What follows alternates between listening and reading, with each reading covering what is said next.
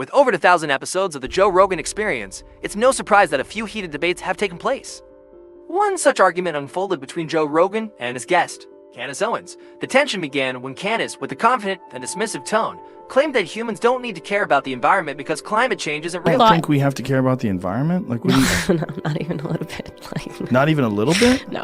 Okay, let me clarify this. I don't throw trash on the ground. Like, I'm not saying like we need to trash the environment. Like, but do I believe in climate change? No. Joe immediately pushed back, arguing that climate change is a highly complex issue and suggesting that Candace might not be in the best position to make such a bold claim.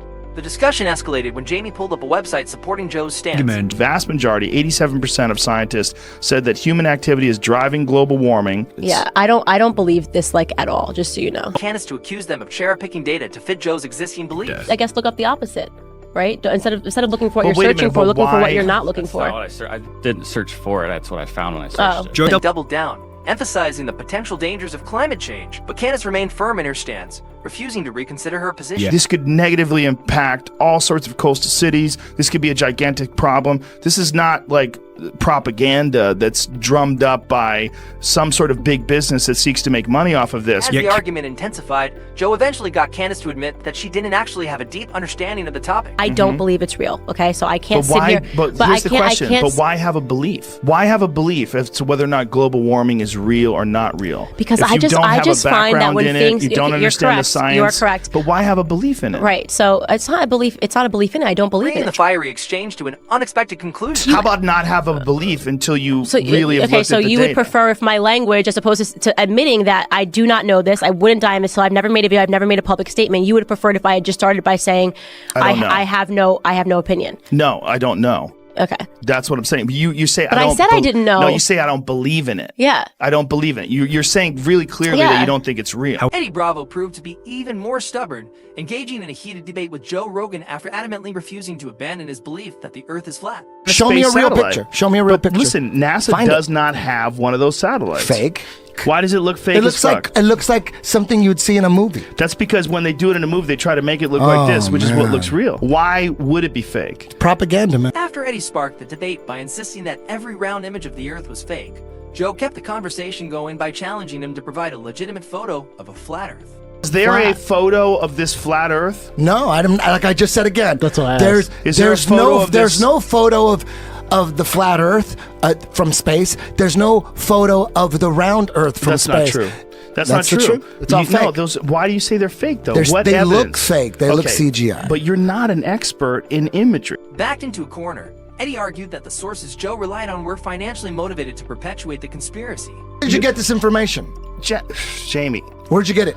Where'd I get what? This information. What is this coming from? This is coming off the internet. Exactly. So you're reading some information. I'm reading some information off the internet. You didn't go to the library. It's on Wikipedia. Eddie, just slow down. Eddie, stop doing There's that. sources here. There's a book called the American Journal of Science. I'm sure that a lot of people respect which is that. bought and paid for. Well, maybe. Why would anybody be paying money for people to lie about the world's Eddie then went on to claim that there was no concrete evidence proving that the Earth was actually spinning. People have known it's spinning forever. That's how the seasons Gravity, work. baby. That's how you see the sun. We spin around. That's why it makes explain eclipses. this to me. That's why we That's why you can age, track too. time zones. That's why you can put a piece of stick in the ground. You're saying all the correct shit. It acts as a sundial. After more than 40 minutes of relentless back and forth, Joe finally lost his patience. It's Eddie. I used to say the same Eddie, stuff. you're talking about the I Earth being said this- flat. I'm Thousands of saying the scientists same have thing. looked into it. You think they're all wrong? That's so insane. You haven't looked into it. I have. No, you have. Oh my God.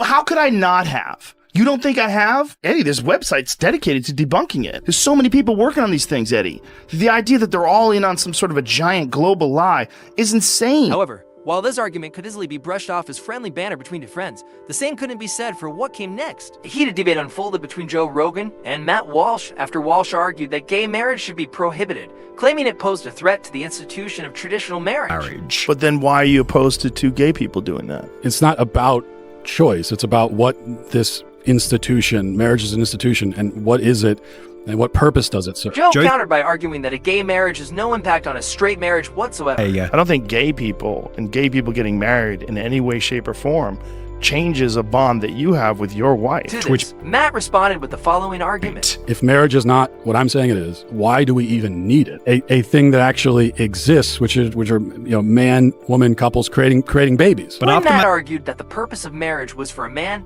and a woman to have children, Joe questioned the validity of that claim. Marriage is only for procreation and to bond a family together.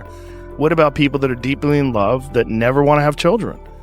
I don't think it's not only procreation. Right, but if people want to be married and don't want to ever have children, are you opposed to them being married? I think this would be a couple that is rejecting one of the fundamental aspects of marriage. They should be open to life. I would hope that in the future they would be. It seemed like Joe and Matt could have gone back and forth for hours. But then, when Joe invited one of his critics onto the podcast, this is what transpired with Brian Dunning.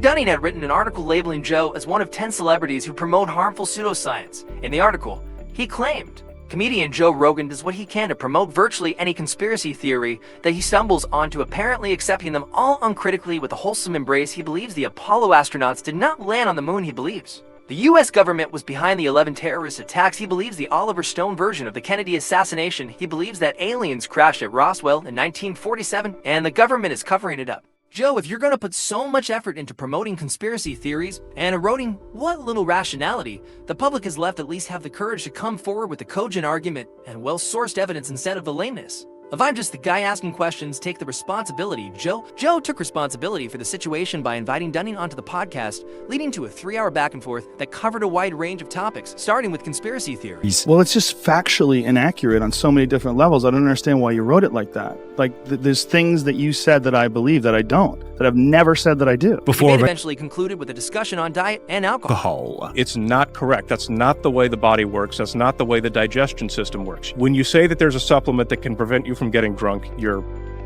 I'm sorry, you're against all reasonably established science, and you're trying to make a buck off of people potentially getting killed. And I had a huge problem with that, to the point that I had to turn the show. The episode took a heated turn as two opposing diet specialists clashed over nutrition in the Joe Rogan Experience number 1267. To this energy. No, Gary, you talked for a long time, and I'm going to talk for as long as I want now. Throughout the whole episode, the two guests were continually mocking each other in a very subtle way. How does the brain regulate that? I didn't say it regulated that. Hold on, Gary, hold on. That's fascinating. How does the brain do that? Which accompanied other segments where the guests made it very obvious that they hated each other. Data are very clear on that, Gary. So no. Yes, they are. Look, we have data. We can't say things like that, Stefan, because we're going to disagree on what the data say. Let's move on. You think they ate mostly fish. That's incorrect, okay, according to the data. I remember you saying that in your book, something to that effect. Stefan, read what you've got in my book. Read what I say. Anyway, just read what I say. Let's go on. We don't have to argue about it. Read what I say. I'm going to move on here. The diversity between the two guests became so great that Joe had to intervene on more than one occasion. Gary, I really continue to get the feeling that you do not understand human energetics, because that's not how it works. Well, no, I'm just saying 10 calories stored in the fat tissue. That's 10 just calories, mathematics. 10 calories. I didn't say anything about how much you have to eat. I'm not done. Okay, no, but you're insulting me, Gary, Stefan. You got to stop doing that, dude. Gary, you keep acting like you think I'm an idiot. All right, are you done now? Are you done? Can we be clear that we're talking about... Are you done now? Can I just finish this? No, you can't until I am done. Me without, no, Gary, you have time to respond. You can respond, write down notes on what you want to respond to, and after he's done, you can talk but we're going to get into a long discourse on something that's not the point. Well, let's find out if it is the point. We don't know what he's going to say. Thank you. Okay. But despite this, the diet experts failed to agree on almost anything. What do you disagree with? Well, virtually everything. As we've seen so far, Joe Rogan is pretty good at keeping his cool whenever things get spicy. However, in a recent episode with Dave Portnoy, Joe struggled to keep his cool after Dave stated that Tommy Fury wasn't a real boxer. I saw Tommy Fury box. He is not a boxer. Well, he's definitely a boxer.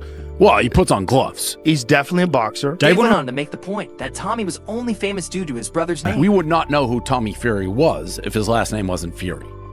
Probably we wouldn't know as much about him. I don't. But he's still a good-looking guy. He's built great. He looks looks the part. Looks the part. And while the conversation was somewhat amicable in the beginning, the tension escalated after Jamie pulled up a video of Tommy Fury's boxing. Look at this. He's fighting a professional boxer. The guy's fighting looks good. Dude, you're crazy if you don't think Tommy Fury's a boxer. Look at that uppercut. Watch this. Find the Tommy Fury. Find the Tommy Fury fight. Can you find me the record of Volkanovski's? Stop. Watch this. Watch this. Look at this. You're out of your mind if you don't. Look at this. What Look is at that right hand. That was in slow motion. No, I it's think. not in slow motion. I think you slowed that down. No, he is 100% a legitimate professional boxer. If you don't think so, you're just being The a hate. argument between Joe and Dave felt like it was coming from a fun perspective. However, Joe Rogan's disagreement with Adam Conover was far less amicable. It started when Adam expressed that he saw no issue with transgender athletes. Sports with trans athletes who are competing with with their gender, right? That is a sporting world that I'm more Joe interested. countered Adam's stance by arguing that it is unfair for a biological man to compete against women. If you're a woman and you're a natural woman and you don't take any extra hormones or male hormones, you're not taking steroids or any sort of performance-enhancing drugs, you're doing your very best to compete and you're at the top of the heap.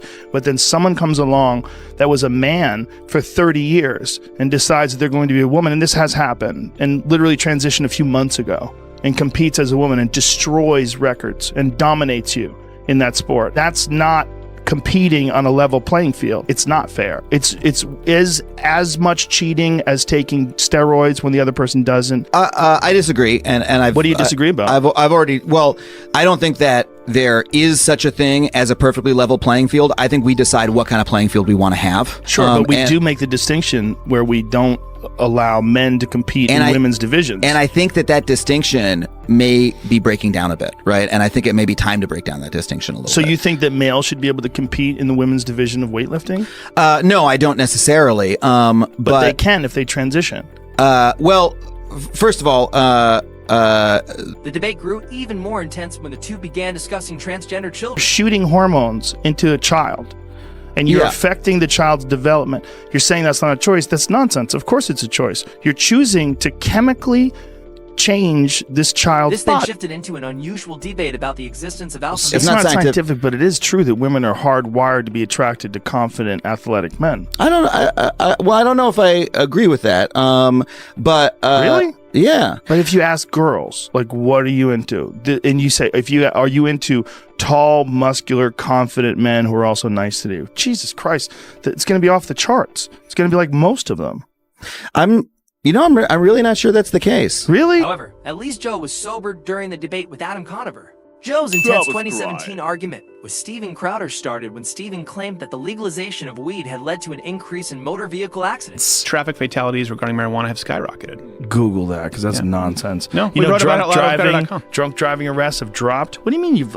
First of all... No, we wrote about what the sources are, the original studies. Steven attempted to convince Joe that he didn't actually care about the use of weed. I don't care about it. Yeah, you do. I don't care. You're the guy that thinks people should be able to do whatever. You're a free market guy, that's right? what I just said. So if you're a free market guy, why wouldn't you be in support of something, whether it's the most beneficial or equally beneficial? Just said I am. But you're not necessarily, because you're denying. But because right now of the chemical. This was followed by Joe mocking Steven for his attitude. Things that are good. And don't shore, man. Just like you don't shore turmeric, you don't shore ginger, you don't shore a reduced sugar diet. All those things that reduce inflammation are good for you. I don't buy that smoking marijuana would be as beneficial as a reduced sugar After diet. presenting a study to back up his point, the following exchange took place. Marijuana legalization, highway fatalities in Colorado are at Hold on a near second. historic lows. You haven't bringing up the source that you want to find. Washington Bring up the Post. study right there. Yeah, Washington Post. Bring up the study that we wrote. We wrote about it on our website. Look, I don't care about your website. Since marijuana legalization, highway fatalities in Colorado Since you are called me at